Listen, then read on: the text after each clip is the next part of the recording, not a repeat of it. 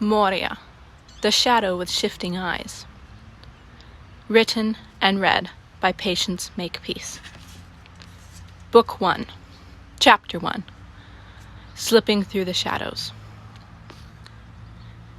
The sound of softly padding feet could be heard running over the worn, scarred stones, worn by the thousands of feet who had thundered across it, and scarred from the talons that had frequented it. The steps were heard by no one, as the ears that might have heard were deeply asleep, heads swaddled with blankets, ears cushioned by pillows.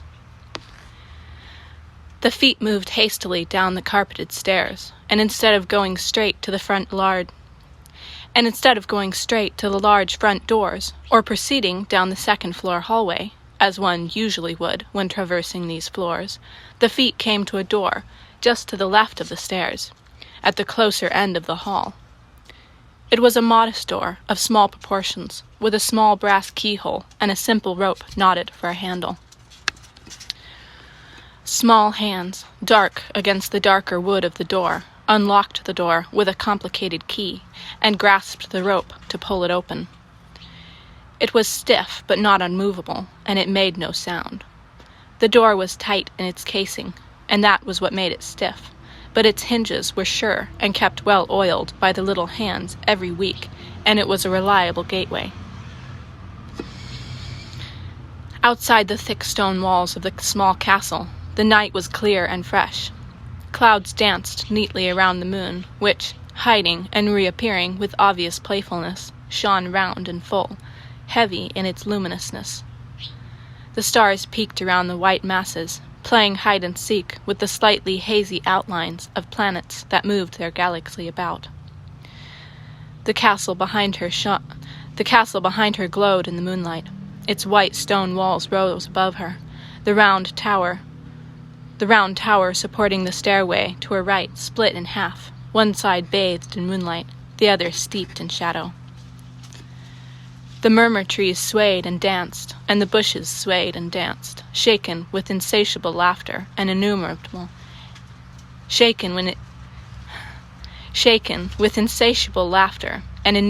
joviality. The feet stood on the green grass for a few moments, entwined in weeds and flowers, all overgrown in unkempt frivolity, and the hands pulled the door closed with a little tug. Then the feet moved off again, quickly and surely over the ground, the bare toes finding firm footing in the brown earth between the twisting roots and vines. Through the trees they went, going southwest, the trees that only wild animals frequented, never halting or pausing, never hesitant or shy, going on with a firm tread, softly, swiftly, silently. The eyes shone out from under thick black bangs, eyes translucent from lack of sleep, glittering with excitement. They could not be labeled a particular color. They flashed from a silvery blue to honey golden, from a deep forest green into a murky gray. They were like a chameleon, those eyes. They changed with her mood, and never held still. They flicked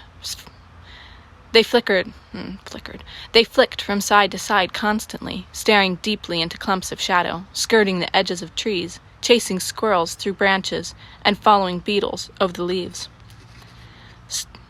Quick, startling, watchful. Those were the eyes of Moriya Cole, and no one else. She was known because of her eyes. She couldn't help it. If her eyes could be seen, she could be recognized, even by those she had never met. She was known far and wide because of her eyes. And these eyes now scanned her surroundings, taking in every twig, every leaf, every corner, and every edge. She missed nothing, and everything that she saw felt itself seen by her. She moved through the night world as if she were a part of it, feet moving deftly, head turning and flicking subtly. She wore a dark green-colored tunic of soft woven fabric, brown leather pants, and a gray, sweater-like overtunic, long-sleeved and hooded, tied at her waist by a braided leather belt with an intricate silver buckle. Her tough feet were bare, as they always were, and she wore a thin silver chain with a small pointed white tooth dangling from it around her left ankle. Her short dark hair rippled around her neck, brushing her cheek and swirling away from her face. Her thick brows were pulled low in watchfulness. Her dark lashes cast long shadows down her cheeks when the moon shone on her face. She moved through the trees like a ghost, hardly seen, yet unmistakably felt. Finally she came to the edge of a gorge, and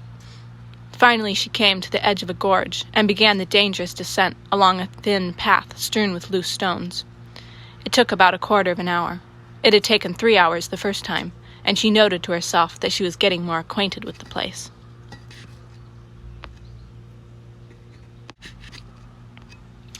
At the bottom, a familiar sigh greeted her, a warm breath laden with a smell like burning pine wood. The dragon's The dragon's head came up to her waist and rubbed her hip affectionately. She scratched its head from nose to neck, and then the animal flopped down on its back, offering its scaly underbelly to her able fingers. She squatted and rubbed the dragon's belly, all the while casting her unusual gaze around the rocky gorge. The nearby cave was full of pine boughs, the dry needles spilling out in a fiesta of reddish-brown cracklings. Bones and a half-eaten animal carcass were strewn about, and the trees that had been growing sumptuously 3 weeks prior were now scarred and ripped, broken in half, or pulled out completely, their roots waving gently in the wind. A stream of water slithered down between rocks in a thin silver streak, where it made a small, moon-like pool below. The dragon's lair needed house-cleaning, and Moriya knew it would be a long night. She stood and walked to the cave, the dragon trailing happily behind her, waddling and using the claws of its wings like arms, and picked up a fresh pine bough, newly wrestled from the tree in the dragon's last playtime. She used it as a broom to sweep out the piles of dried needles after removing the dried branches. The dragon played in the dried matter, rolling in it and delighting at how it rained down around it like confetti. The dragon, a boy and so far unnamed, was only about a month old, and would still be considered a baby by most, and as such was delicate. His sinuous wings were not yet hardened and could still be ripped, and if a dragon's wings were ripped, they could not be mended. A baby dragon's wings, one of its most important defenses, needed to be fully grown before it started the dangerous business of flying lessons. It would be another 2, if not 3, months before he would be ready to try and fly. Until then, his wings acted only as arms, this particular breed not having front legs. His back legs were short and strong, already well muscled from jumping, crouching, and running around its small home. The head was dog-like, the muzzle long and bluntly pointed, mouth filled with ridged teeth. The tooth dangling from Moriya's anklet was the pecking tooth the dragon had been born with, which fell out promptly after extracting itself from the large yellow egg, the shells of which Moriya still kept in a box hidden in her room, as dragon eggshells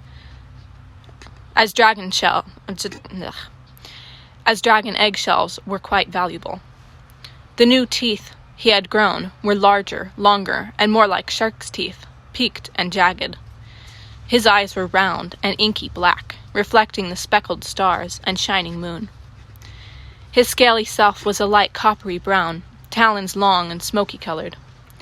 He flopped through the needles, throwing his wings high, watching the matter rain down around it in a shower of brown. His eyes blinked contentedly at the moon. Moriya now stacked fresh pine into the cave, and the dragon romped into it as soon as it was done. He stomped around inside for a moment, and then re-emerged wearing a pleased expression. She scratched his cheeks for a moment before going and moving all the finished bones into a pile. The dragon fell upon the carcass and growled in a way that said he was still eating it. Moriya rolled her eyes and began picking through the finished bones, looking for the largest and longest. Dragon saliva had a wonderful way of cleaning bones and leaving them with a hard enamel that couldn't be broken by almost anything. Weapons made from them were the most were the most desirable, and much energy and money went into procuring them. Dragon saliva also had antiseptic qualities and could clean a wound efficiently, and hardened around a limb to make a cast, another reason it was a valuable substance. The bones felt firm and sharp under Moriya's fingers, and she knew they would shine brightly in daylight. She pulled strips of leather from a pouch tied to her belt and began making knives from the bones. The dragon gnawed on the meaty body for a while, and after a few hours rolled over to watch the breathtaking constellations passing overhead. By the time the night was almost gone, the sky a dusky gray and the stars beginning to fade, she had made 7 knives, of various shapes and sizes, all powerful and deadly. She wrapped them in a larger piece of leather and slipped it under her gray tunic, where it would be safe and virtually unseen until she could hide them better. Then she rose and stretched. She was small of stature and younger than anyone would expect from looking at her, yet had more responsibility than anyone in her world. Small and quick, she had earned a fierce reputation and had a powerful countenance. People asked her advice and never laughed at her serious answers. It was time to get back, she decided, before she was missed. The dragon galloped up to her, anxious at her leaving, and licked her hands with his forked tongue. She petted and soothed him and promised she'd be back tomorrow night.